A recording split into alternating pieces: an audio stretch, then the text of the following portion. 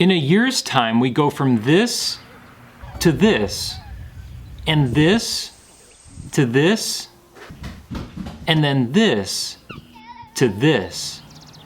Not bad for a couple of kids from the suburbs who wanted to feed their family the most nutrient-dense food possible, but couldn't afford it, so they decided to learn how to grow it themselves.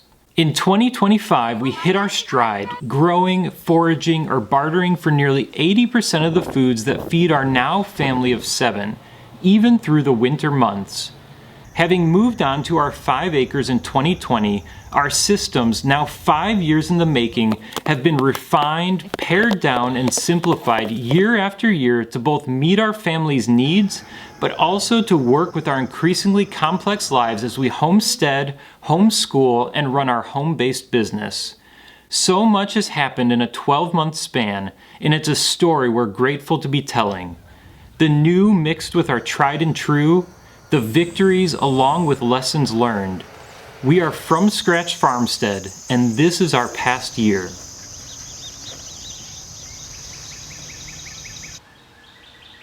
Leggy, delicate, hardly worth our time to try and transplant into the garden, all ways that we describe our seedlings the past few years. We like to do things as naturally and simply as possible, and so in past homes when we were living in the suburbs here in Growing Zone 5B, we had great results starting our seedlings indoors just using the light from a south-facing window. While we love the shade trees surrounding our current house, they've meant less than stellar results when trying to replicate this method here. As a result, every year we've wondered, is it even worth it trying to start our own seedlings? Or is our time and money better spent purchasing seedlings from other local growers? We've never been ones to give up trying, and with a deep desire to conquer the skill of starting seeds indoors, we gave it one more go around, but with a couple of strategic upgrades. First, we always mix our own seed starting mix using our own homemade compost. We didn't want to take any chances this time and invested in a high-quality seed starting mix from Vermont Compost. The other thing we did was pick up a really basic grow light that was around $30, actually 2 of them, that clamped onto our table and covered our seed trays.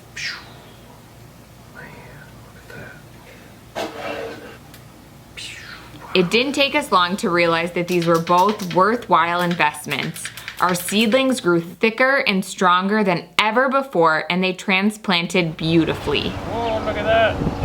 That's like a real seedling. Most of what we grow, we direct sow into the soil outside during spring planting, but what we started inside are tomatoes, basil, cabbage, and a whole bunch of onions. And we also tried starting sweet potato slips for the first time.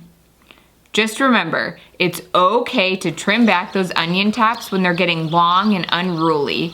We didn't know this and spent way too much time untangling them while transplanting.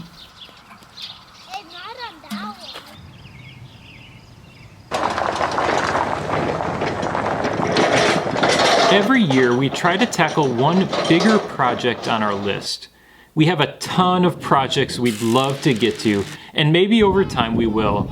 But we see homesteading as a long-term endeavor, and it has to be sustainable. By knocking one thing out each year, it really is amazing how quickly you can get a pretty slick-running operation up and going. The first year was setting up our gardens, then planting an orchard, building chicken tractors for our meat chickens, tackling a big water line and fencing project last year, and then this year, it was the eggmobile.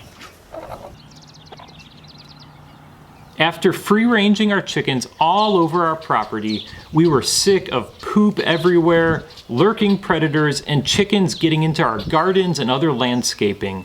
We loved the idea of free-ranging them, but it wasn't the most practical. But the idea of the Joel Salatin-style eggmobile was always a dream of ours. We already had spent the past several years dialing in our system of rotationally grazing our cows on our back 3.5 acres of pasture, so it just made sense to try and incorporate our flock of laying hens into that system. That is how nature works after all, and the premise behind the eggmobile. birds following behind grazing animals, or in this case, our chickens following our cows. In a nutshell, and it's not the most breathtaking visual, but here's nature at its finest. Cows poop, flies lay larvae in said poop, chickens find and eat the larvae before the flies hatch. This way, fly pressure is reduced for your cows, your chickens can forage natural sources of protein, and the cow manure gets spread more evenly over your pastures, adding fertility to your soil.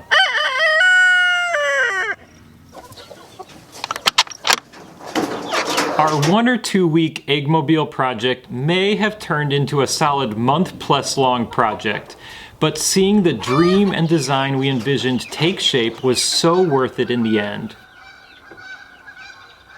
And integrating the chickens and eggmobile into our rotational grazing system went about as smoothly as we could have imagined. We were able to see these different creatures coexist and even co-manage the land exactly how they were designed to do. We're not going to lie, we still consider it all a work in progress on how to optimize the timing and logistics of the whole system. There was a considerable amount of increased fencing to figure out, and I can't be out there every day moving the whole setup around. But we settled into trying to move the eggmobile once a week, which was manageable. We'll continue to try new things in the future, and small improvements year after year all add up over time to help streamline systems. One of the things that made the eggmobile even a possibility on our homestead was the compact tractor we picked up a year prior. This used 26 horsepower diesel Kubota has opened up a world of possibility and efficiency for us. And we knew our gardens could benefit as well. These long garden rows in our Three Sisters garden have given our walk-behind BCS tiller a run for its money in the past. So we were hopeful this old but solid tiller we picked up secondhand on Facebook Marketplace would do the trick.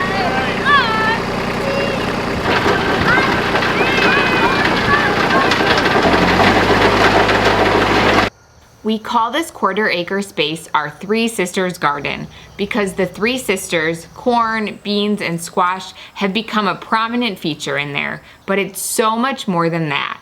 1, it's our orchard where we planted 30 fruit trees including apples, pears, peaches, plums, and cherries. 2, it's where we grow the bulk of our storage crops, not just the corn, beans, and squash, but also our potatoes and sweet potatoes. And 3, we'll get to this next, but this is also where we raise chickens for meat on pasture. Before tilling, we try to add some sort of natural fertilizer or soil amendment and always compost back into the soil. A first for us this year was giving something called biochar a try. There's a lot to say on biochar, but you can essentially think of it as this remarkably porous, naturally made material that when paired with something like compost has the ability to absorb and then slowly release a ton of nutrients into your soil. So that's exactly what we did. We mixed a bunch of biochar into our compost pile and then added that to our garden rows. As a little sneak peek for later during harvest season, I can tell you I don't think the biochar hurt at all. If anything, it helped this year be one of the most productive years yet on our homestead.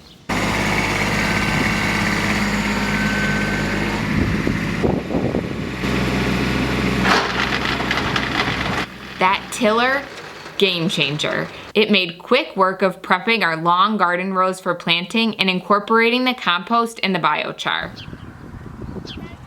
Both of these rows are 150 feet long, and each year we rotate between planting the Three Sisters in one and the potatoes and the sweet potatoes in the other. Most of the varieties we plant we keep the same year after year, trying to prioritize specific varieties that are both best for storage and offer the highest nutrition. But this was the first year that we planted a sweet corn variety instead of the typical dent corn that we grow. We were anxious to see both how that worked out in the Three Sisters system and how we liked it in the kitchen. Each year, it's our goal to raise enough meat chickens for our family for the year ahead. This means one good-sized bird for every week of the year, or around 50 chickens. There was only one little snag we ran into this year. Our typical Freedom Ranger chickens we order from a local hatchery weren't available, and not just there, but nationwide. In order to stick to our early spring-summer timeline of raising and processing our chickens, our next best option were Cornish cross. We're not against Cornish cross, but raising them again this year was a good reminder of why we prefer Freedom Rangers. We started with just over 60 cross chicks and ended up harvesting only 40 to 45 full-grown birds in June. And I say full-grown, but our birds were on the whole smaller than usual, most in the 4 to 5 pound range, compared to the 5 to 7 pounders we've typically had in the past. But that was more on us than anything. We were raising them alongside the ongoing and all-consuming eggmobile project of the spring, and by the time we recognized the birds were looking smaller than we'd like, it was too late to do much. Regardless, though small, the ones we processed and didn't lose as chicks were healthy birds, and we love raising them on pasture in the 2 Siskovich chicken tractors we built. We move them twice a day, pulling them down the grassed alleyways between our rows of storage crops and fruit trees. We still had some chickens left from the prior year, so even though our meat chickens didn't go exactly as planned this year, we're thankful to fill our chest freezers with homegrown poultry, and we'll make it stretch until next year's batch. When it comes to weed control in our garden spaces, we'll be the first to admit that this isn't our strong suit. We've logged way too many hours tediously pulling out those weeds by hand over the years. It's been a slow creep of the weeds progressively getting worse year by year, but this was the year that we decided to change our tactics and curb that trend. First up was mulch. We had tracked down a load of no-spray straw bales the prior fall and used those to spread out over our long garden rows. Next, dispose of weeds in a way that actually makes sense. As the season went on, we still had weeds, but less overall than past years thanks to the mulch. Many we pulled and loaded up for our cows to take care of along the way. They knew just what to do with them.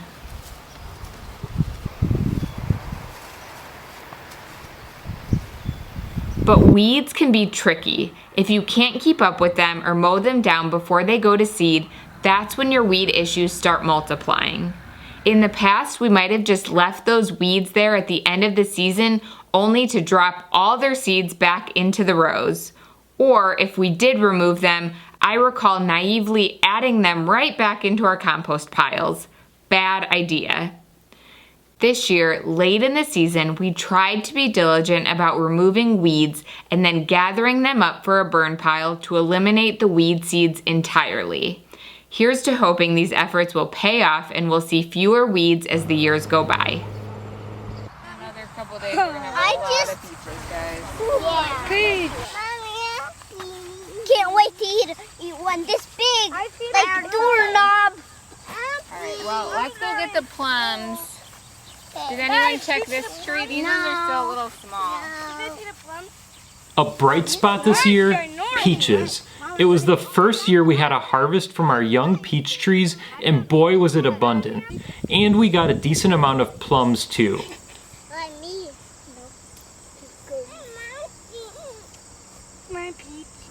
I wouldn't say that we did anything different this year, besides it seeming to be an ideal weather year for peaches to thrive in our area. One thing we did do in late winter was go out there and give our orchard a round of pruning for the first time. This must have helped, and I think it's something we'll continue doing to shape our fruit trees and help them to produce.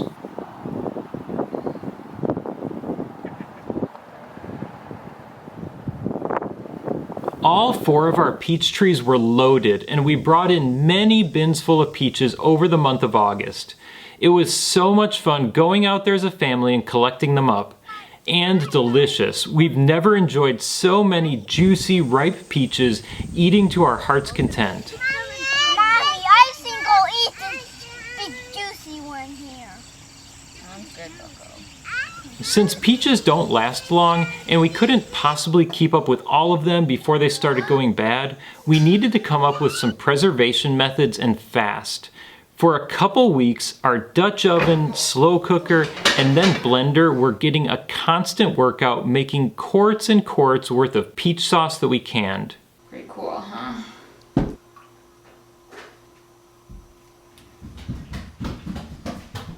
And our other favorite method was freezing peach slices. This way we can enjoy adding fresh fruit to so many yummy creations all year, like smoothies and cobblers.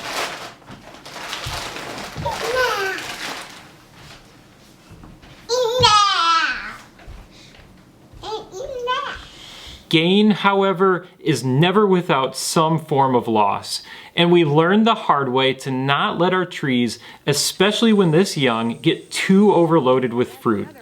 Sometime in the 24 hours before we planned to harvest this tree, a main branch snapped under the weight of all those peaches. The tree should rebound fine over time, and had we reacted sooner, we could have splinted the branch back on and likely saved it. But for now, we're grateful the loss was minimal, and we'll try to be more observant and proactive in the future when trees get this loaded up. We didn't get very many apples or other fruit from our orchard this year, but the massive peach haul more than made up for it. The peaches were just the start of what turned out to be a super productive year for our homestead. Our kitchen garden, where we grow some staples for us like tomatoes and cabbage, carrots and onions, was looking as big and beautiful as ever. After canning some 60 quarts of tomato sauce for the year ahead, I was happy to let go of the tomato plants and just grab what we needed for fresh eating at the end of the season. It was a pretty good year for both carrots and cabbage, and we'll be stocked on both for many months. Pretty soon here, I'll be turning our remaining heads of cabbage into sauerkraut to help extend their shelf life and for the added nutritional benefits. But the biggest winner in the kitchen garden this year was our onions. Those tiny little onion starts that we put into the ground in May grew into what was really our first successful go-around at growing our own onions. These beautiful yellow of Parma onions are well optimized for storage and should last us for many months. You guys ready to run our drip tape out? Yeah! Yeah! Here we go! To infinity and beyond! Here we go! Sarah, come on!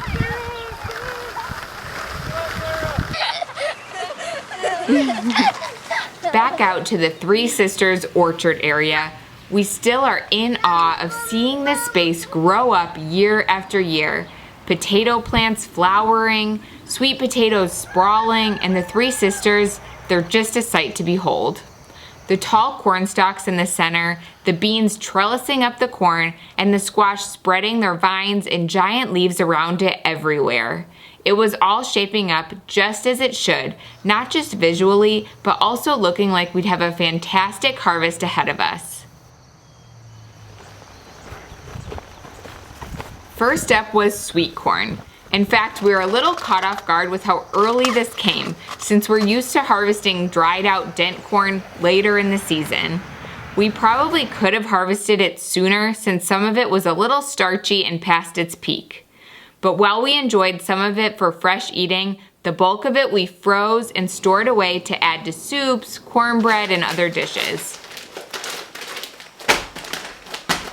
Do I have a butter nose? Beans and butternuts were up next. Harvesting and shelling beans is something we all enjoy, though our results always vary. This year wasn't our best bean year, and we ended up with somewhere in the 2 to 3 gallon range.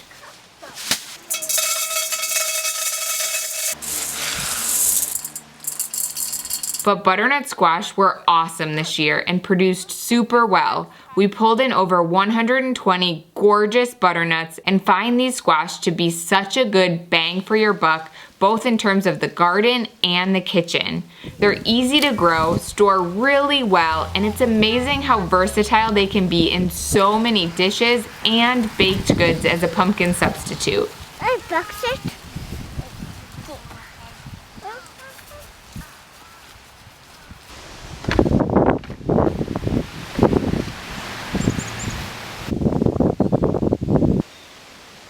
Then there were our potatoes and sweet potatoes, by far the most time-consuming part of our harvesting.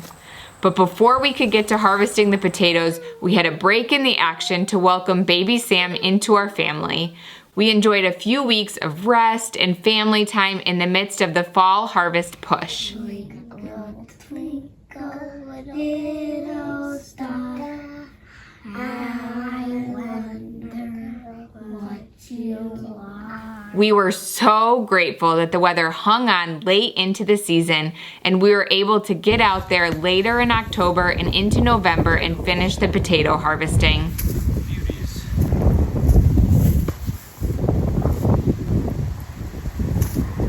Look at that guy. Holy cow. This was actually the first year that we tried growing our own sweet potato slips, and it was so exciting to see how well they produced come harvest time. We ended up with nearly 700 pounds of potatoes and sweet potatoes that we brought in, which will be plenty for us for the year ahead.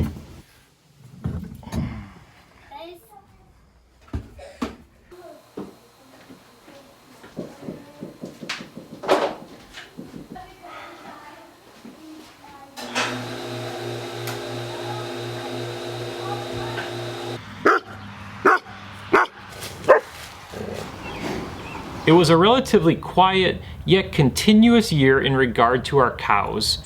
Nothing all that new, nothing all that noteworthy, just the day-by-day chores and milking sessions and turning all that milk into so much deliciousness and nourishment. Each morning, Joelle milks Thimble, our family milk cow, and we get on average between 1.5 to 2 gallons per day. From this, we make our own butter, cheese, yogurt, sour cream, ice cream, and always there's just milk around for fresh drinking, which our growing family is drinking more and more of all the time.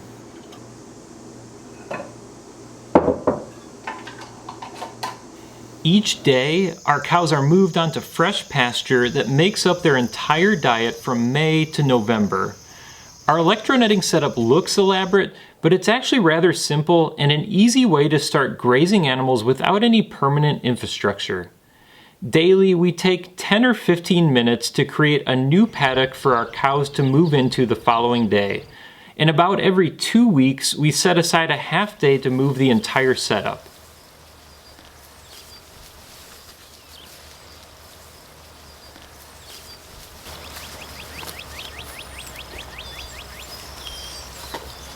This small-scale rotational grazing operation keeps our cows healthy, but it also enables them to naturally manage our land by cycling nutrients from their manure back into the soil, as well as not allowing it to be overgrazed since they never stay put on just one patch of land.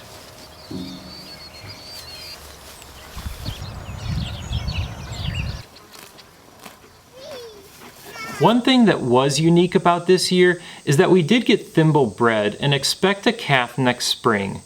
And in the past we've had our calves processed around this time to fill our freezer with beef, but with Thimble getting up there in age and the fact that Hazel, her current calf, is a purebred Jersey and just a really sweet cow overall, we plan on keeping her around and likely having her bred this upcoming year to give us options with keeping her as a milk cow too.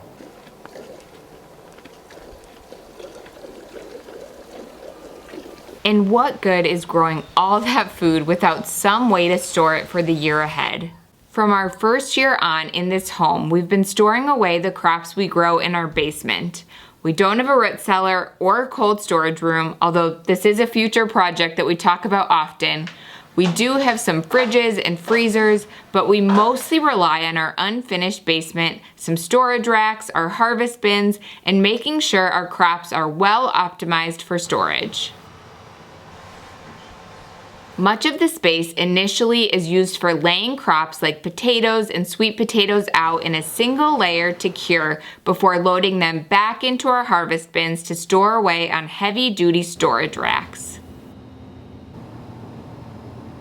Our fridges get filled with other produce like cabbage, apples, and carrots, although we are experimenting with a new method of storing roots like carrots in sand to reduce our dependence on refrigeration in the future. There's also a small pantry down here where we store away all our canned goods along with bulk items that we purchase, like 50-pound bags of wheat berries for fresh ground flour.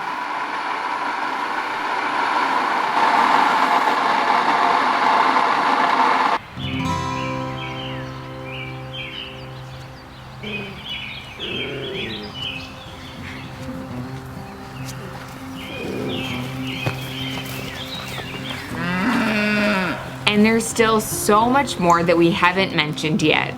The quarts of nettle we foraged, dried, and stored away in our pantry that are our go-to green for a quick and incredibly nutrient-rich addition to any meal.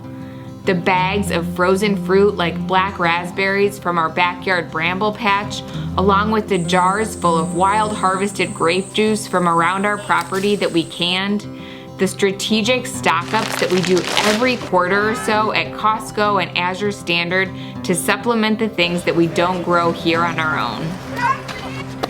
As first-generation homesteaders who a decade ago had never milked a thing in their lives, we're transitioning away from a standard American diet of processed and low-fat foods and just embarked into backyard and suburban homesteading with chickens and a garden.